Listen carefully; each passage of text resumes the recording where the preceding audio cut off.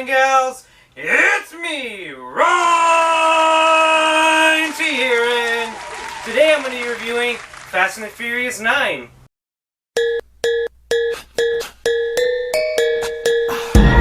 Wait, hold on. What do you mean it's not Fast and the Furious 9? It has Vin Diesel in it. It's Bloodshot? Oh, okay, well I thought it was Fast and the Furious 9. Alright, ghouls and gals, like all my new movie reviews, I'm going to keep it short, sweet, simple, and to the motherfucking point. Alright, let's get it started. Bloodshot stars Vin Diesel.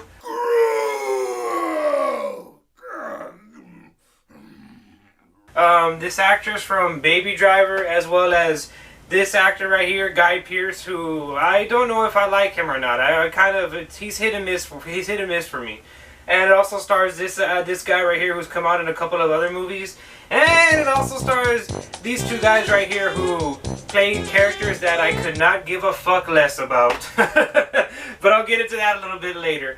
For those of you that aren't aware, Bloodshot is a film based off of a Valiant comic book that goes by the same name. And it's about a character who is an ex-soldier named Ray Garrison, who gets brought back to life by this technology, like this nanite technology that is able to heal him, and it gives him increased stamina and increased strength and all the superhero stuff.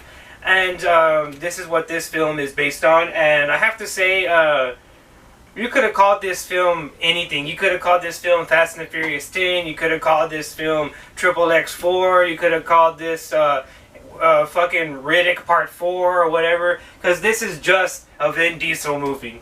This movie doesn't stray away from any of the same formulas that make films like the Fast and the Furious or any Vin Diesel movie. This is just a Vin Diesel movie. It's formulaic, it's generic, and they try to give Vin Diesel a little bit of more to work with here, and he just can't pull it off. I mean, I hate to say this about Keanu Reeves because I love him, but Vin Diesel and Keanu Reeves both have that in common. The less that they say, the better they are at their job. And in this movie, they give Vin Diesel a lot to say, and he fucks it up. Like, he's just not good at conveying emotion, and he has like his range is of like soap opera. That's like his acting range is like a soap opera. Like, there's this one scene where his wife gets killed by one of the many people that they tried to say that killed his wife, and he's like it's like so over the top, and he's like chewing on the scenery, and it's just like, oh, Vin Diesel. I honestly think that this film would have really benefited from casting somebody else in the role of Bloodshot, because you're not going to sit there and tell me that this looks like this. Vin Diesel doesn't look like Bloodshot at all. They look like two totally opposite fucking people. I mean, I'm not too sure who they could have gotten to play Bloodshot, but it would have been a lot better if they didn't get Vin Diesel, because this movie falls victim to being a Vin Diesel movie, and that's all it's ever gonna be. Because when I was sitting there watching this film, I didn't feel like I was watching the Bloodshot character or Roy Garrison. I felt like I was just watching Vin Diesel do Vin Diesel shit. I felt like you could have told me that, again, you could have told me that this was XXX Part 4 or the next Fast and the Furious movie, and I would have been like, okay, yeah, sure. This film, it also has like some very like clunky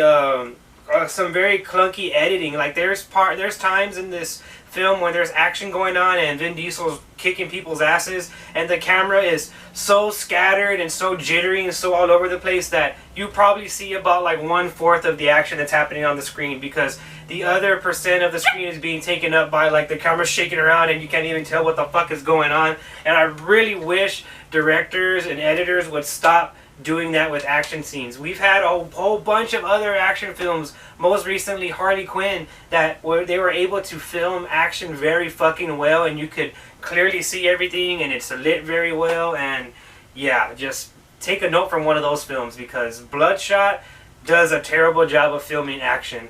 Another thing, going back to what I brought up earlier, the villains in this film, who are played by Guy Pearce and these two guys right here, you don't give a fuck about them at all. Like, the film does a very, very poor job of setting up these characters and establishing their motives and stuff, and they do such a poor job that while you're watching the film and you see Vin Diesel interacting with them, you're just like, I don't care. I don't care. I don't give a fuck. I don't give a fuck what's happening at all. I don't care why you don't like Roy Garrison. I don't care why you're trying to fuck him over. I just don't care. Like, I really don't care. Like, I literally don't care.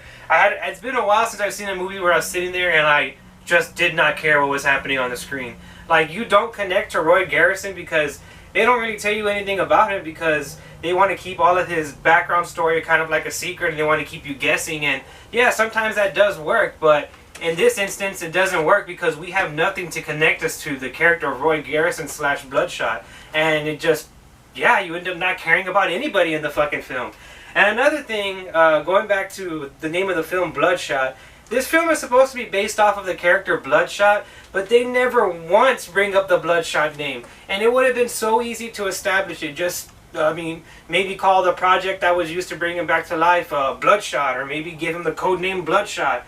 Just something to make the title not so confusing and relevant. I mean, they never bring it up. It's like they don't even want to be associated with the Bloodshot name, which is kind of surprising to me, because this film is supposed to be the starting point for a whole expanded Valiant crossover universe, which I don't think they're going to get that. I think they might have just like dark universe themselves and fucked themselves over with this movie, because this isn't it.